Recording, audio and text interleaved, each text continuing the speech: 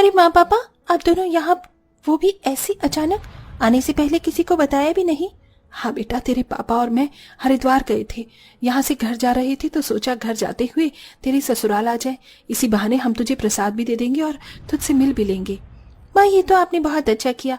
अब आप दोनों आ ही गए हो तो 2 दिन रुक कर जाना। बंटी भी आया था और बिना रुके एक ही दिन में चला गया, पर मैं आप दोनों को ऐसे नहीं जाने दूंगी। अच्छा ठीक है बेटा, अब तो इतना जिद कर ही रही है तो 2 दिन हम रुक जाते हैं। ठीक है पापा, आप दोनों यहीं रुको, मैं गेस्ट रूम साफ करवा देती हूँ और उससे पहले मैं आपके लिए कुछ खाने के लिए लेकर आती हूँ। नेहा अपने माँ बाप को देखकर बहुत खुश थी। अब नेहा जल्दी से रसोई में जाती है और अपनी माँ के फेवरेट व्हाइट सॉस पास्ता बनाने लगती है। ये देख आरती नेहा से कहती है, अरे नेहा, आज तुम बड़ी खुश लग रही हो, और इतनी जल्दी जल्दी ये व्हाइट पास्ता किसके लिए बना रही हो? तुम्हें तो व्हाइट सॉस पास्ता पसंद भी नहीं। हाँ दीदी, दरअसल मेरे माँ और पापा आए हैं, वो दोनों 2 दिन यहीं रुक कर जाएंगे, बस इसीलिए मैं ये सब उनके लिए ही कर रही हूँ। पर नेहा, अभी कल ही तो तुम्हारा भाई गया है और आज तुम्हारी माँ और पिताजी आ गए। हाँ दीदी, तो क्या हुआ? मेरे मायके वाले यहाँ आते हैं तो आप इतनी परेशान क्यों हो जाती हैं? मेरे मायके वाले आ रहे हैं और मुझे कोई परेशानी नहीं है, तो फिर आप क्यों ऐसे बोल रही हैं? आरती का सवाल नेहा को पसंद नहीं आता और वो मुंह बनाकर पास्ता लेकर अपनी माँ के पास जाती है, जहाँ वो देखती है कि उसकी सास गीता उसकी माँ से बातें कर रही है। बहू, तेरे माता पिता घर आए हैं और तूने मुझे बताया भी नहीं, कम से कम मुझे बता तो देती। माँ जी, आप दवाई खाकर आराम कर रही थी, इसलिए मैंने आपको उठाना सही नहीं समझा। वैसे मैं आप सबके लिए पास्ता लेकर आई हूँ, चलिए खाना खा लेते हैं।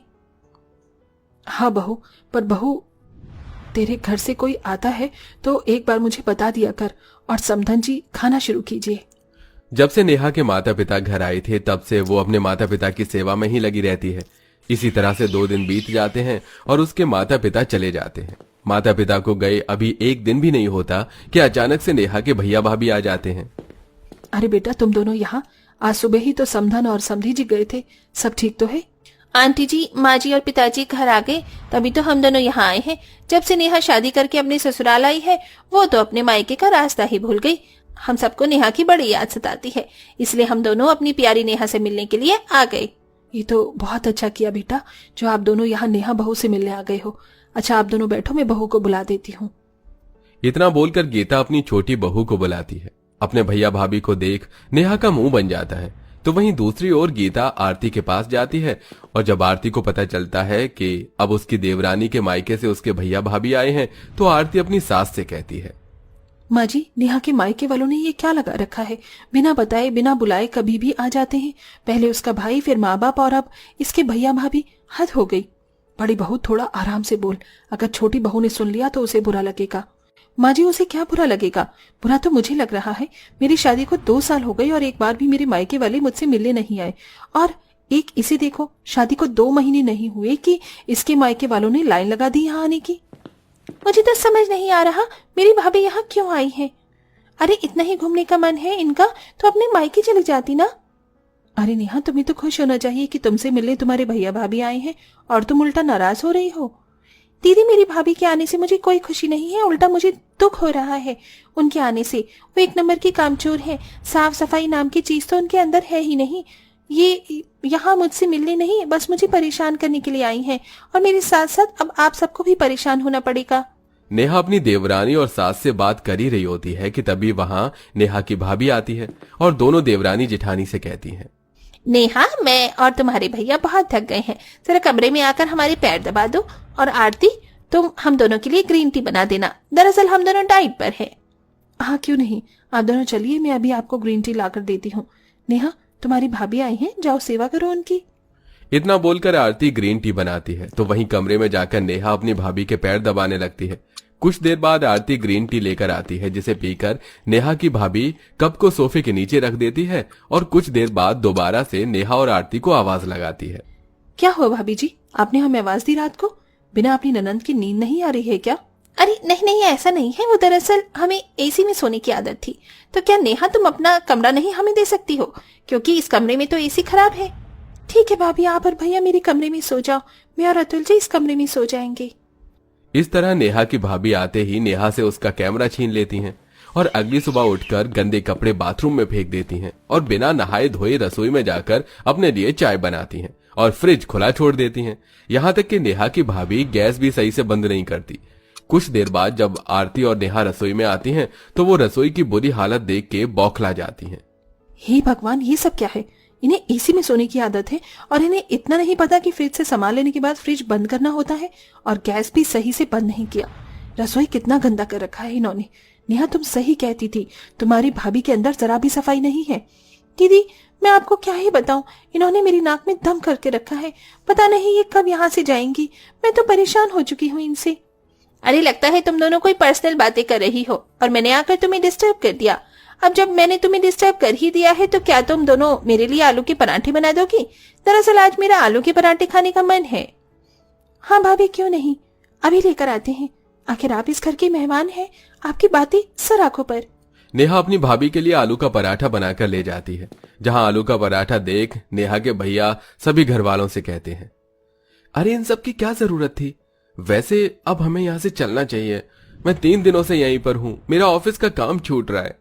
पर वो तो नेहा की भाभी की जिद थी इसलिए मैं यहाँ रुक गया, वरना मुझे नहीं लगता कि हमें अपनी बहन के ससुराल में इतने दिन रुकना चाहिए था। भैया ऐसे क्यों बोल रही हैं? पर मैं समझ सकती हूँ, ऑफिस का काम भी बहुत जरूरी है, इसलिए मैं आपको रोकूंगी नहीं। अभी मैं आपका सामान पैक कर देती हूँ, आप दोनों आराम से चले जाओ। नेहा, लगता है हमें भेजने की तुम्हें ज्यादा ही जल्दी है। वैसे हम यहाँ से जा रहे हैं और आप लोगों ने हमें कुछ दिया भी नहीं। हमारे यहाँ तो कोई भी मेहमान घर आता है तो हम उन्हें पैसे और कपड़े देके विदा करते हैं, पर आप लोगों की भी कोई गलती नहीं है। अब हम जा ही इतने अचानक से रहे हैं। चलिए जी, वरना आपकी बहन सामान भी रोड पर रख देगी। नेहा की भाभी जाते जाते नेहा और उसके पूरे परिवार को ताना दे देती है। और जैसे ही नेहा के भैया भाभी घर से जाते हैं कि तभी नेहा के पास उसकी बुआ का फोन आता है। अरे नेहा बेटा, हम बस स्टैंड पर खड़े हैं। यहाँ से हमें समझ ही नहीं आ रहा कौन सी गली में आना है। आखिर तेरा घर कौन सी गली में है? हमें किसी को लेने के लिए भेज दे। बुआ जी, अब आप यहाँ क्यों आ रही हैं? अरे, मैं अपनी प्यारी भतीजी से मिलने आ रही हूँ। क्या अब मैं अपनी नेहा से मिलने उसके ससुराल भी नहीं आ सकती? हाँ बुआ जी, क्यों नहीं, आप बिल्कुल मुझसे मिलने आ सकती हैं। पर अफसोस अभी यहाँ आपके आने से कोई फायदा नहीं। दरअसल अतुल जी का प्रमोशन हो गया है और उन्हें देहरादून शिफ्ट कर दिया गया है, इसलिए मुझे अभी आधे घंटे में अतुल जी के साथ देहरादून के लिए निकलना पड़ रहा है। कोई बात नहीं नेहा, आधा घंटा तो अभी है ना। मेरे लिए आधा घंटा भी बहुत है। मैं इस आधे घंटे में ही तुझसे मिल लूंगी। वैसे मैं तेरी गली में आ गई, आसपास के लोगों से पूछकर। अब जल्दी से आकर दरवाजा खोल दे, बस मैं पहुंच गई तेरे घर पर। इतना बोलकर नेहा की बुआ फोन रख देती है और जब नेहा दरवाजा खोलती है तो वो अपनी बुआ को देखकर एक बार फिर से परेशान हो जाती है और बड़ी मुश्किलों से अपनी बुआ को चाय नाश्ता देकर उन्हें घर से बाहर भेजती है। और तभी गीता के फोन पर नेहा की मौसी जी का फोन आता है। नेहा बहू, तेरी मौसी जी का फोन आ रहा है। लगता है अब ये भी यहाँ आने की सोच रही हैं। माँ जी, फोन काट दीजिए और अभी स्टेटस डाल दीजिए कि हम सब आउट ऑफ सिटी हैं। मैं और इन मेहमानों को बर्दाश्त नहीं कर सकती। उनकी सेवा करते करते अब मेरा सर फट रहा है। हाँ माँ जी, दीदी बिल्कुल सही कह रही है। मुझे तो वैसे भी बिन बुलाए मेहमान पसंद नहीं है, और वो भी ऐसे चीप मेहमान।